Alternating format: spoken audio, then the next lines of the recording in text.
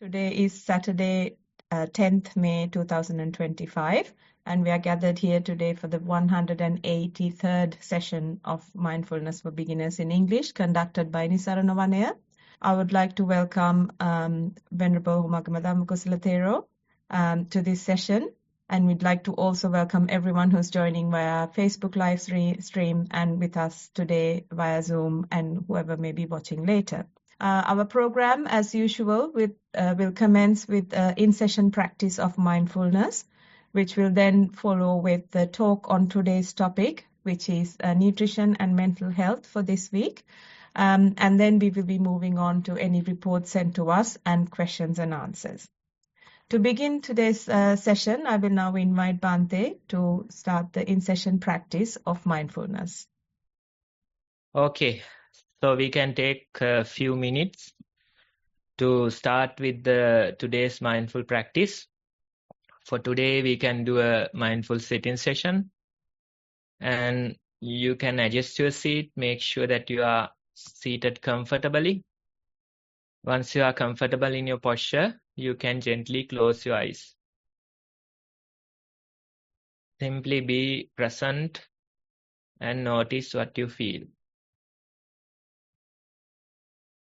You might feel your bodily sensations, breathing.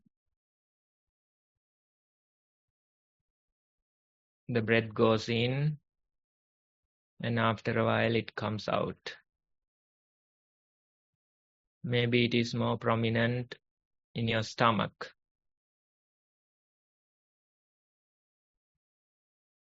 Simply anchor your attention into the breath and try to stay with it. Time to time, various thoughts, memories, they grab your attention. You become sleepy. Certain irritations appear in your body. But among all these things, we can return our attention back to the breathing. Notice how the breath goes in. Notice how it comes out. Let's try to continue our mindfulness for a few more minutes.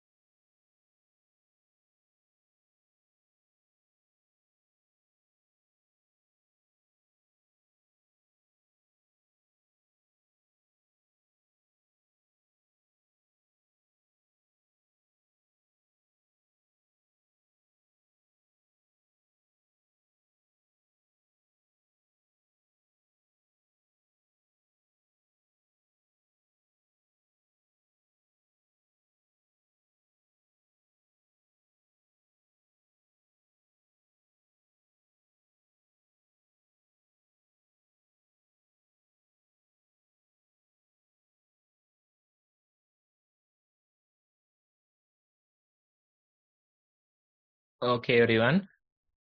Now you can open your eyes again. So that's today's time to do a mindful sitting session.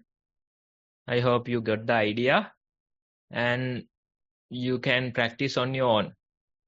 Every day try to do at least 30 minutes of mindful sitting. That way you can improve your practice. Okay, with that, Sonali, you can take over. Thank you, Bhante. So next on the agenda is the talk on today's topic. The topic is nutrition and mental health, as I mentioned before.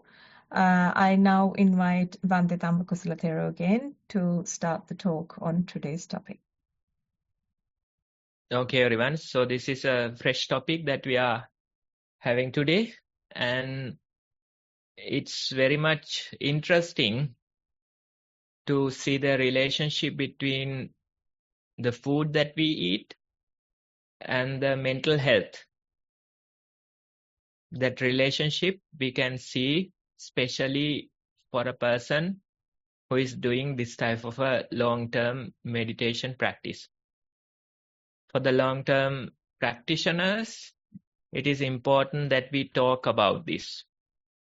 It is important that we show them the relationship between the food and the practice that we are doing. Right? So, in order to start today's topic, let me illustrate a worldly idea about food. Now, in certain countries, you can find eating challenges. There are certain challenges, probably like 8 kg bowl of ramen, that type of a challenge. And if you go and if you eat it within a certain limited time period, then you get the meal free and you are gifted with additional things. Plus, you can go on the wall of fame. Right? So these type of challenges are there. And some people travel so many kilometers. Some people travel across countries to participate in such challenges, to show the world that they can eat a whole lot. Right? So in a way, for the worldly people, food is like a game. Right? They participate in such games, eating challenges and things like that. Right? So in one sense, food, it's considered as a game, as a challenge, and it's abundant. Right? But in the same world, there are certain countries, certain people who can't survive because of the cost of living or because of their condition. They can't survive. They can't find something to eat. They can't find the necessary food that they require. Those type of people are also there, especially the homeless people, maybe, or certain countries that are in bad shape. So these people, they struggle to find proper food to eat. They struggle to spend for their food, right? So